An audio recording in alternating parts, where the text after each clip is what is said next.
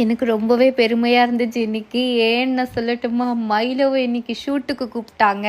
மைலோவ act பண்ணி எனக்கு சம்பாதிச்சு குடுத்தான் முதல் முறையா.